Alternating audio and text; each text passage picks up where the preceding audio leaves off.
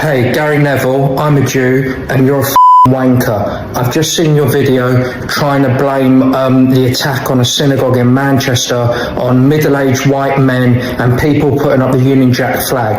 You're more than a wanker, you're a humongous wanker. You're the wanker of all wankers. You're the Leonardo da Vinci of wankers, okay? You're the Picasso of twats. It wasn't a middle-aged white man that went into the synagogue and killed people. It was a Muslim.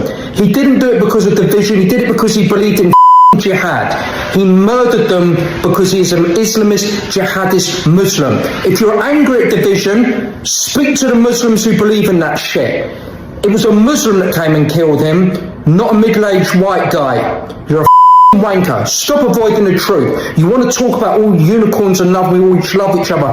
Why the are you so patronizing and so racist yourself against Muslim people that you cannot treat them like normal human beings? And you know, normal human beings amidst their population, there's a lot of in the Muslim world. Why can't you call out Muslim racists?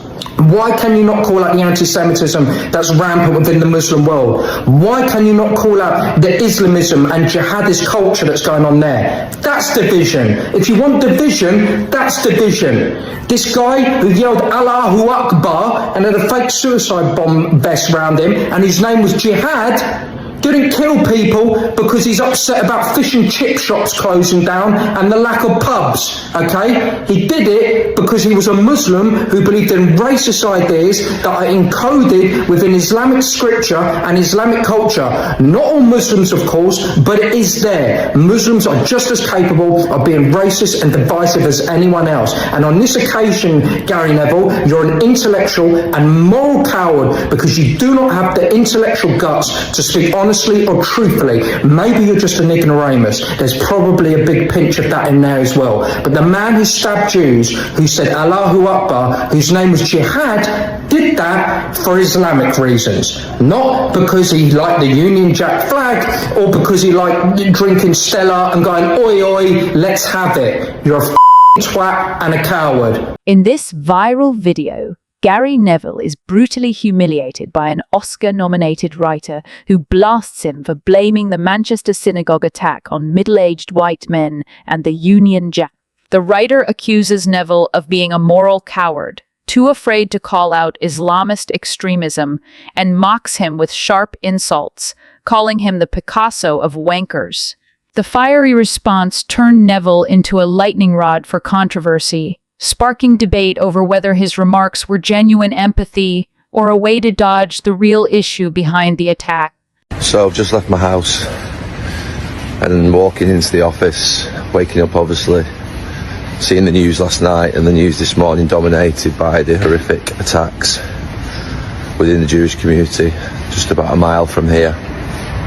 And I was driving home from Salford City last night. I was driving actually to Salford City, going down a Littleton Road, seeing 60, probably 50 or 60 Union Jack flags. And on the way back I went down the parallel road, which is Berrynew Road, which has got the Jewish community right at its heart, and they're out on the streets, defiant, not hiding or in fear. And I just kept thinking as I was driving home last night that we're all being turned on each other, and the division that's being created is absolutely disgusting. Mainly created by angry, middle-aged white men who know exactly what they're doing. Funnily enough, on one of my development sites last week, there was a Union Jack flag put up, and I took it down instantly. And some people might be watching this and thinking, well, Gary, you're not very patriotic. I played my country 85 times. I love my country. I love Manchester and I love England. But I've been building in this city for 15, 20 years, and there's no one put a Union Jack flag up in the last 15 to 20 years, so why do you need to put one up now?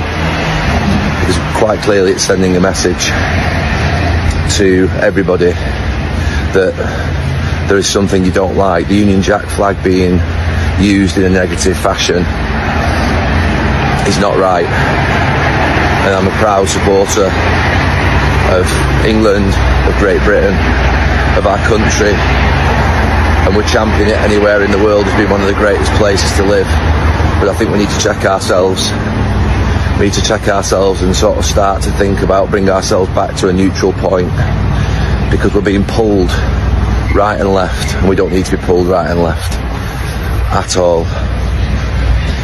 I've always said this about, I played in a football team with a group of people from Manchester, a group of people from Ireland, Wales, Scotland, but also people from Africa, people from Asia, people from America, people from Europe, and we were a beautiful team, united as one. Brexit has had a devastating impact on this country, and the messaging is getting dangerous, extremely dangerous. All these idiots that are out there spreading hate speech in any form and abuse in any form, we must stop promoting them. We must stop elevating our voices towards them. It needs to stop now and get back to a country of love, of peace, of harmony, and become a team again. Gary Neville's statement is both personal and political, capturing the emotional tension Britain faces in the wake of the horrific attacks on the Jewish community.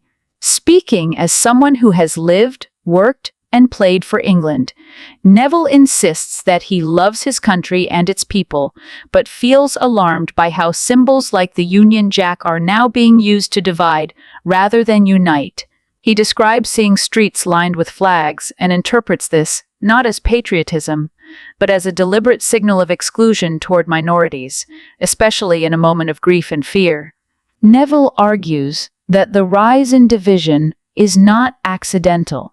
He attributes it to the rhetoric of angry, middle-aged white men who, he believes, knowingly stoke resentment and fear for their own agendas.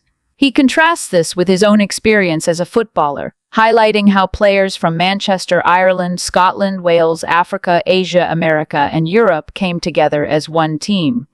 To him, that sense of unity is what makes a country strong and resilient. Not sense of unity is what makes a country strong and resilient, not slogans or divisive symbolism. He also criticizes the wider political climate, pointing to Brexit as a turning point that has fueled dangerous rhetoric and undermined social cohesion. Neville calls for a collective effort to reject hate speech and stop amplifying divisive voices. Instead, he urges Britons to return to a neutral point, to resist being pulled into extremes of left and right, and to rebuild a nation centered on peace, harmony, and mutual respect. His message is ultimately a plea to restore unity, to be a team again, not a society fractured by anger and fear.